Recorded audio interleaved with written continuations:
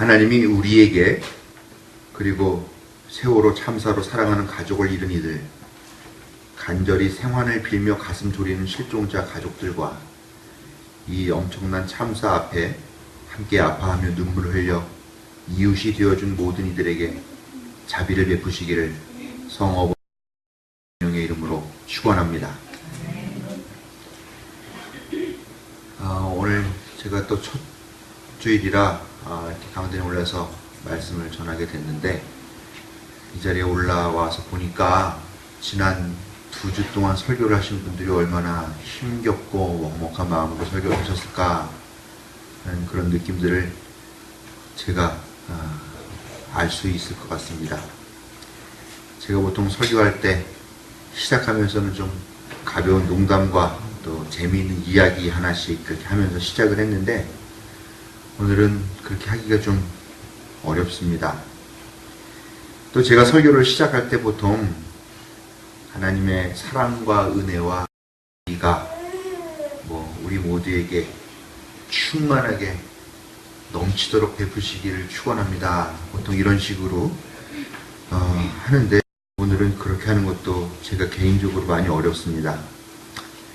솔직히 말씀드리면 그렇게 하나님의 사랑과 은혜, 자비를 찾는 게 너무나 공허하게 느껴지고, 또 여러분들께도 그렇게 느껴지지 않을까 이렇게 생각이 됩니다. 머릿속이 참 복잡한데, 오늘 이런 복잡한 생각들을 오늘 설교를 통해서 여러분들과 나누어 보고자 합니다. 제가 지난 수요일 회사에 출근했다가 근무를 마치고 인제에 가서 부모님 농사를 도와드렸습니다. 그리고 어저께 서울로 올라왔는데요. 올라오면서 그 광화문 광장 앞을 지나오게 됐습니다. 사람들이 엄청나게 많더라고요. 날씨도 좋고, 또 세월호 참사와 관련돼가지고 하는 그런 집회도 하는 것 같고, 교보문고구 앞 모퉁이에 현수막을 길게 써들고 사람들이 서서 뭐라고 마이크를 놓고서 막 큰 소리로 떠들어요. 무슨 소린가 봤더니 현수막에 예수 천국, 불신 지옥 그렇게 써 있더라고요. 그러면서 확성기다 대고 예수 믿고 구원받아라, 그러지 않으면 다 지옥 간다 소리를 지르면서 막 이야기를 합니다. 근데 그렇게 시끄러운 와중에 또 앞에 횡단보도를 이렇게 지나는 사람이 있는데 어깨에다 띠를 딱 둘렀는데, 역시 예수 천국 불신 지옥 하고 핸드마이크를 들고 조그만 스피커를 이렇게 들고서 또 예수 믿지 않으면 지옥 간다고 또 그렇게 막 얘기를 하면서 가더라고요. 그거 바라보는 사람들 표정 물론 밝진 않았는데, 하도 많이 보는 표정이라서 광경이라서 그런지 별로 그냥 다 그렇게 지나치더라고요.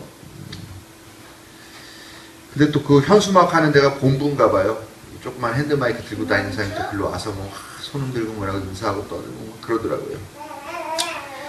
물론 저는 그런 식으로 전도하는 거 좋아하지 않습니다만, 솔직히 말하면 그 사람들을 보면서 또 제 자신을 보면서 안쓰러운 그런 감정을 느꼈습니다. 왜냐하면 더 이상 그런 하나님, 그런 천국, 그런 신앙, 그런 전도는 이제 발을 붙일 곳이 없어졌기 때문입니다. 우리는 최근 그동안 익숙하게 해왔던 그런 신앙생활을 하고 전혀 낯선 신앙 앞에 서게 되었습니다. 한국교회는 2014년 4월 16일을 맞아서 더 이상 4월 15일까지의 그 교회가 될 수 없게 되어버렸습니다. 이제 결코 4월 16일 이전의 신앙으로, 이전의 교회로 되돌아갈 수 없는 시점에 우리가 서 있습니다. 세월호라고 하는 한 여객선이 침몰하는 참사가 발생한 날입니다만, 많은 사람들은 한국호라는 배가 침몰한 날이기도 하다 그렇게 이야기를 하고요. 저는 이 날이 세월호, 한국호뿐만이 아니라 한국교회호, 한국의 신앙호라는 배도 역시 침몰한 날이 아닐까 그렇게 생각을 합니다. 오늘 아침에 보니까 사망자 242명, 실종자 60명으로 최종 집계가 되었는 걸로 발표가 되었습니다. 정말 가슴 아픈 것은 현재 실종자의 93%가 단원고 학생들이다, 그런 보도도 있더라고요. 예수 천국 불신 지옥이라고 하는데요. 솔직히 요즘은 예수 관계없이요, 지옥 같다라는 생각을 하게 됩니다. 예수와 관계없이 아이들이 16년 동안 키워온 그 아이들이 허무하게 죽어나가는 이 세상이 바로 지옥이 아니고 뭐겠습니까? 그리고 이런 뜻밖의 참사를 겪으면서 지금 내가 내 가족들과 함께 있는 것, 야, 이것이 바로 천국이었구나. 내가 그렇게 크고 많은 것들을 소유하지 못했지만 가족과 함께 있는 것이 정말 천국이구나 하는 이런 것들을 깨닫게 되더라는 것입니다. 15일 이전까지의 천국과 지옥은 예수 때문에, 예수에 의해서 천국과 지옥으로 갈지 모르겠지만요, 불행하게도 16일 이후부터는 그 예전의 방식으로 천국과 지옥을 가르지 못하고 전혀 새로운 그런 상황 앞에 우리가 마주치게 되었다는 것입니다. 왜 이런 일이 벌어졌을까요? 물론 선장 쳐 죽일 놈이죠. 잘못했습니다. 선원들도 너무 무책임했고요. 당국이 너무나 안일한 그런 안전행정 펼쳐왔던 건 사실이고, 해경이 말할 수 없는 독선들을 횡포를 그렇게 해서 사고 처리 수습이 늦어지고 구조활동이 늦어진 거 등등등, 이런 말할 수 없는 정말 말도 안 되는 그런 사고 원인들이 계속해서 터져나오고 있습니다. 정말 깜짝깜짝 놀라요. 양파같이 까도 계속 나오는 그런 상황이죠. 근데 우리는 그런 것들보다는요, 왜 하나님이 그들을, 그 어린 생명들을, 아주 어렵던 그 유년기 시절을 제외하면은 오로지 그 대학 입시라는 그 경쟁 구조 안에서 죽어라고 공부만 해대고 밤 11시, 10시까지 학교와 집, 학원만 오가는 그 어린 것들의 생명을 왜 하나님은 그처럼 허무하고 그렇게 고통스럽게 거두어 가셨는가 하는 그런 질문을 하지 않을 수가 없다는 것입니다. 왜 하나님은 어른들에 비하면 무죄하다고 말할 수 있는 그 아이들이 물속에 빠져서 바닷물을 마시면서 익사하고 공기가 없어서 질식하게 하는 그 고통스러운 순간을 바라만 보시고 그들에게 구원의 손길을 내밀지 않으셨는가? 왜 평범하게 남에게 해코지 한번 하지 않으면서 평범하게 살아온 그 서민들이 사랑하는 자녀들을 위해 드린 그 간절한 기도를 왜 외면하셨는가?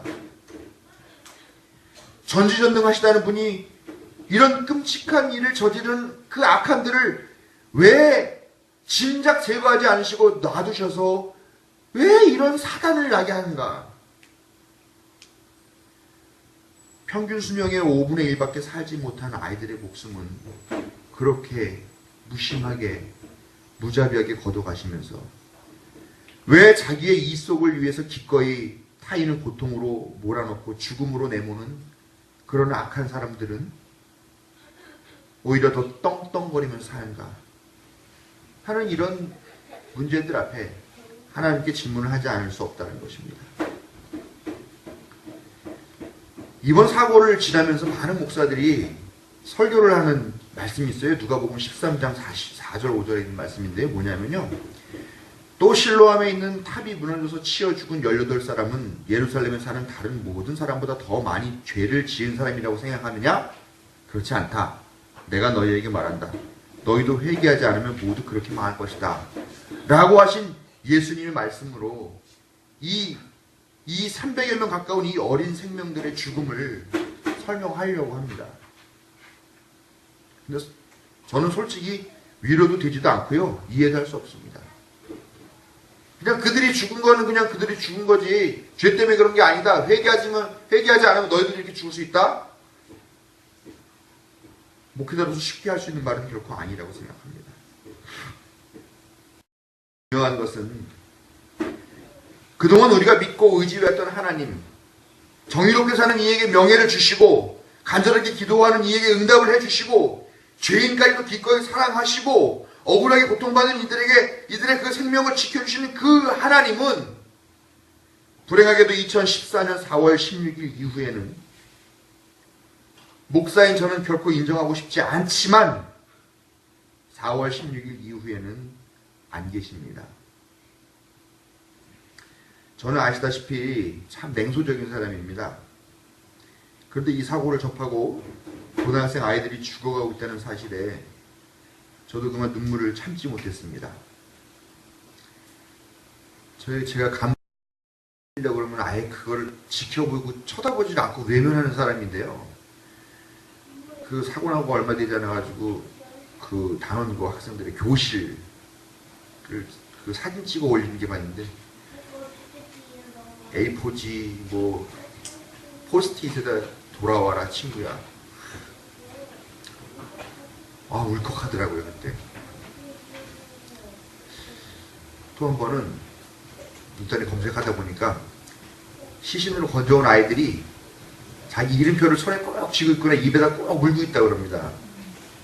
그래서 아마 시신이라도 나를 잘 엄마 아빠가 잘 찾아볼 수 있게 나를 알아볼 수 있게 하는 그런 마음으로 마지막 효도하는 마음으로 그런 거 아니냐 하는 글을 썼는데,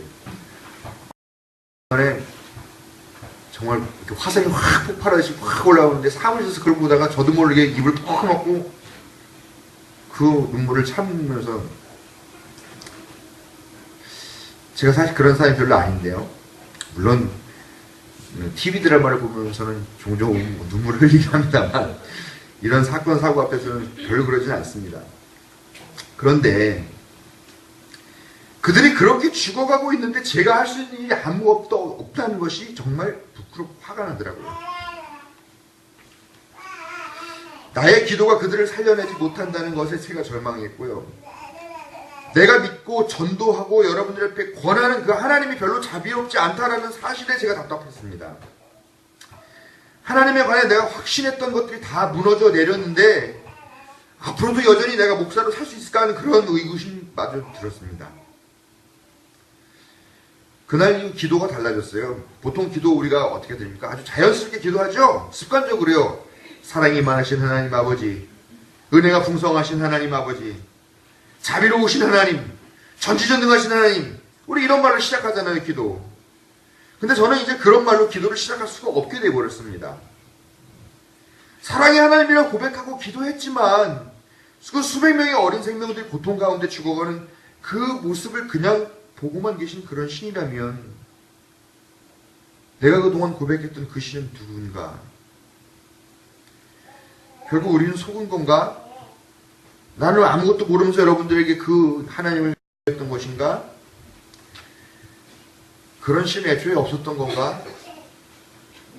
그럼 우리는 그동안 뭘 믿은 거고 뭐가 우리를 속였던 것일까? 아니면 우리는 왜 속았던 것일까? 이런 생각을 하면서 이제부터의 신앙은 상당히 낯설다라는 느낌을 갖게 됩니다.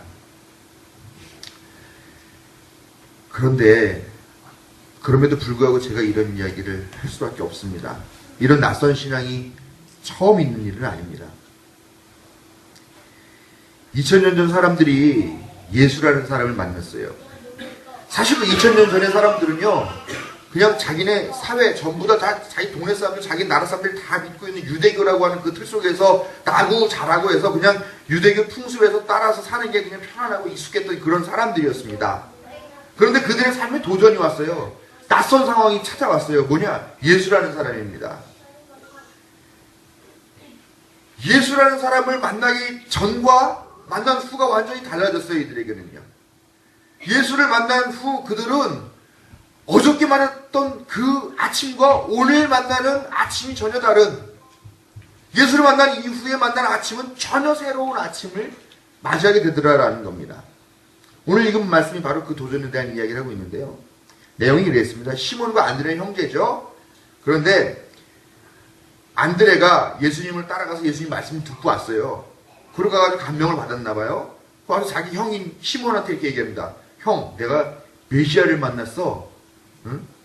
내가 그 약속하신 분, 기름 부음을 받은 그분, 오시기로 약속된 그분을 만났어. 그렇게 말을 합니다. 그러니까 베드로가 자기 동생, 베드로는 이때는 베드로가 아니죠. 시몬이죠. 시몬이 자기 동생이 그렇게 말하니까 그래? 한번 같이 가보자. 따라갔어요. 근데 예수님이 시몬을 보고 뭐라 그러시냐? 앞으로 너는 시몬이 아니라 게바라고 하겠다. 베드로라고 하겠다. 반석이라고 부르겠다. 이렇게 이야기를 하시더라고요. 시몬은 시몬으로 나서 30년 이상 성장하고 결혼하고 고기 잡으면서 잘 살아왔습니다. 편안하게 그 사회 안에서 잘 살아왔습니다. 그런데 그가 예수님을 만나게 되면서 더 이상 시몬이 아니라 게바 베드로가 되었다라는 겁니다. 그에게는 시몬이었던 어제와 베드로가 된 오늘은 전혀 다른 차원이고 전혀 다른 세상이었고, 이미 그 이전 시몬으로 되돌아가고 싶어도 되돌아갈 수 없는 그런 만남이었고 그런 신앙을 맞추셨다라는 것입니다. 그에게 세상의 모든 것이었고 그를 가장 편안하게 해줬던 유대교는 이제 그에게 아무런 의미도 없어졌습니다. 그가 유대교를 통해서 알았던 하나님은 그에게 더 이상 하나님이 아니었던 것입니다. 예수님을 통해 만난 전혀 다른 하나님이 이제 그 베드로의 하나님이 되었습니다. 그렇게 되돌아갈 수 없는 길을 나선 베드로는 결국 예수 때문에 공동체에서 쫓겨났고 예수 때문에 목숨을 위협받고 결국 순교까지 하게 되었다고 전해지고 있습니다. 시몬이 베드로가 되는 순간 그는 전혀 낯선 신앙 앞에 홀로 서게 되었다는 것입니다. 그 이후에 기독교는 1517년 종교개혁이라는 사건을 맞으면서 더 이상 과거의 신앙을 유지할 수 없게 됩니다. 그동안 너무나 당연하게 믿어왔던 교황의 신적인 권위, 성모 마리아의 신성, 각종 고백성산이 홀례성산이 무슨 성산이 하는 그런 성사의 현실적 권능, 이런 것들이 도전받았고, 가톨릭 교회의 제도와 권위는 더 이상 신앙으로 인정받지 못하는 그런 상황이 됐습니다. 그 신앙을 도저히 인정할 수 없는 사람들이 따로 모여서 개신교 운동, 종교개혁 운동이 시작되게 된 것이죠. 그들에게도 이 종교개혁이 일어난 그날 어제와는 완전히 다르고 낯선 그런 신앙의 방식을 마주하게 되고 선택하게 되었다라는 겁니다. 또 한 차례 중대한 고비를 역사 속에서 맞이하게 되는데요. 그 중세시대 암흑의 그 기독교부터 해방된 인간이 이제 르네상스라고 하는 그런 놀라운 인본주의적 문명을 만들어 나가게 되고 발전시켜 나가게 되면서 인간 자신에 대한 긍정적인 에너지에 감동을 하고 그 능력이 도취하게 됩니다. 그러면서 인간의 이성이야말로 신을 찾아가는데 꼭 필요한 그런 도구다. 인간의 이성을 하나님께 주신 가장 고귀한 능력이다. 이렇게 믿고 고백을 했어요. 그런데 그렇게 이성적인 인간이 두 차례나 세계 대전을 일으키다라는 것입니다. 결국 수억 명이 죽거나 다치는 참상을 겪으면서 인간 자신에 대해서 고민하게 되었는데, 이 와중에 특별히 2차 세계대전에서 유태인 학살이라고 하는 인류 역사의 가장 큰 오점으로 남는 그런 역사를 경험하면서 과연 신의 존재가 뭐지? 신은 왜 인간의 고통에 침묵하고 있지? 그동안 믿었던 신, 하나님이 어떤 존재인가 하는 그런 새로운 질문과 대답을 찾아가는 계기가 되더라라는 겁니다. 2차 세계대전 당시 독일 나치는 유태인을 학살했습니다. 인종 청소를 하면서 유태인을 특별히 학살했죠. 아마 다 들어보셨을 겁니다. 아우슈비츠 수용소 다 들어보셨죠?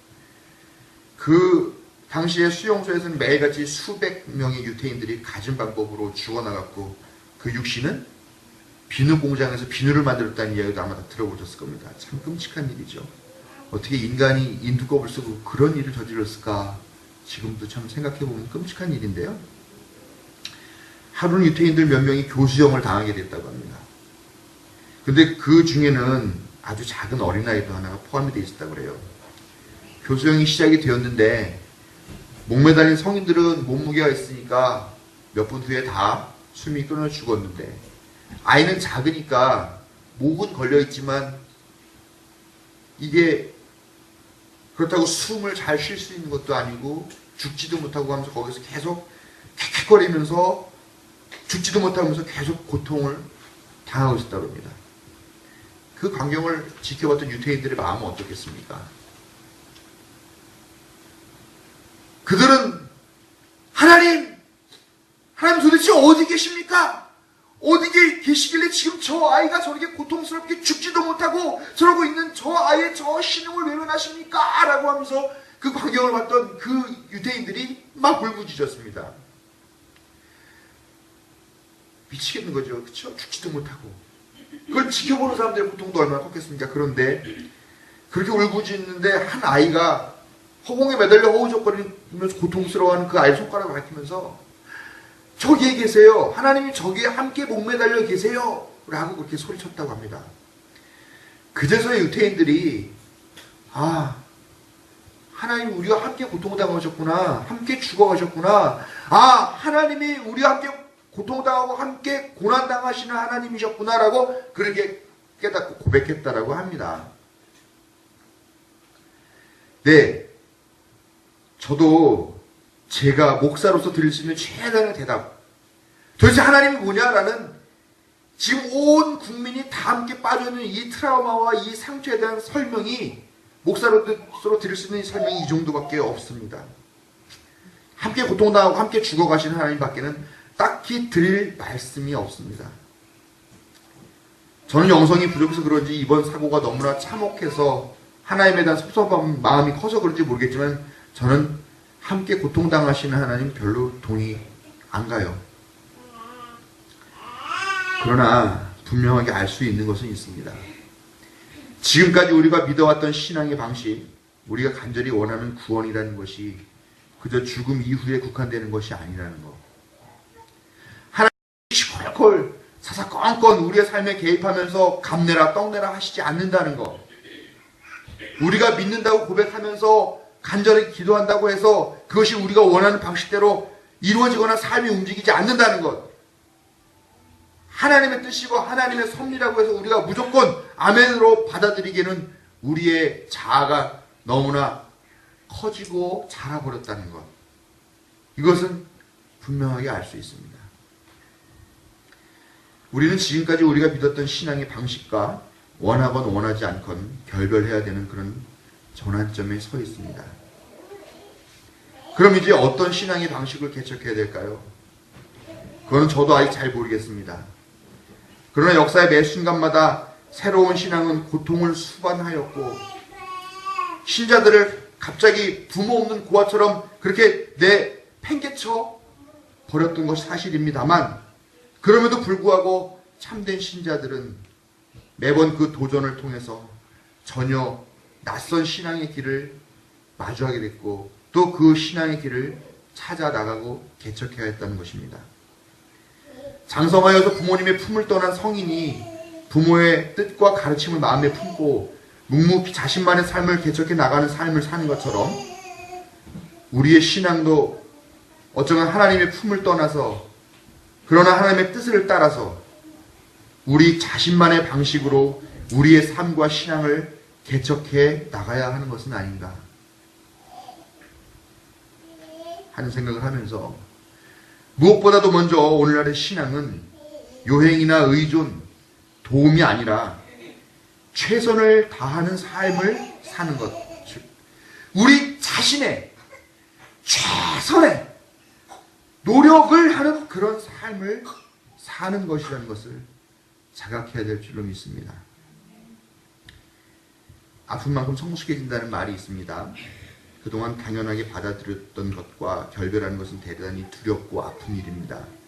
신앙의 경우에는 더욱 그렇습니다. 하나님이 모든 것이라고 믿고 살아왔던 이들이 그동안 믿고 고백했던 하나님과 결별하고 새로운 하나님을 찾아야 한다는 것은 어쩌면 우리가 고아처럼 내팽개쳐지는 그런 기분을 느끼는 것과 비슷할지도 모르겠습니다. 그러나 그동안의 신앙은 더 이상 유효하지 않습니다. 더 이상 고백하지 못하고 진심으로 믿지 못합니다. 아브라함이 그랬고, 시몬이었던 베드로가 그랬고, 사울이었던 바울이 그랬습니다. 여전히 아브라함으로 남을 것인가? 시몬으로 남을 것인가? 사울로 남을 것인가? 아니면 아브라함으로 나아갈 것인가? 베드로로 변화할 것인가? 바울로 선택할 것인가 하는 그런 낯선 신앙 마주 앞에 서 있었습니다. 그 길이 쉽지는 않지만, 그러나 아브라함이 아브라함을 변했고, 시몬이 베드로로 변했고, 사울이 바울로 변했을 때에 그들의 신앙은 전혀 다른 것이 되었고, 전혀 낯선 신앙이었지만 결국 오늘날까지 이 신앙이 유지되고 계승되는 그런 신앙이 되었던 것을 우리가 기억해야 되겠습니다. 그 길이 힘들고 외롭고 고통스럽고 어렵지만 그래도 그렇게 새로운 하나님을 찾아가는 과정에서 더욱 진지하고 진실하며 스스로 동의하는 신앙으로 나아갔다는 사실을 기억하면서 이 혼란스러운 때 암흑과도 같은 시절을 통해 새로운 신앙의 고백을 만들어 가신 여러분께 새롭게 만나는 하나님의 은혜와 자비가 함께 하시기를 간절하게 축원합니다.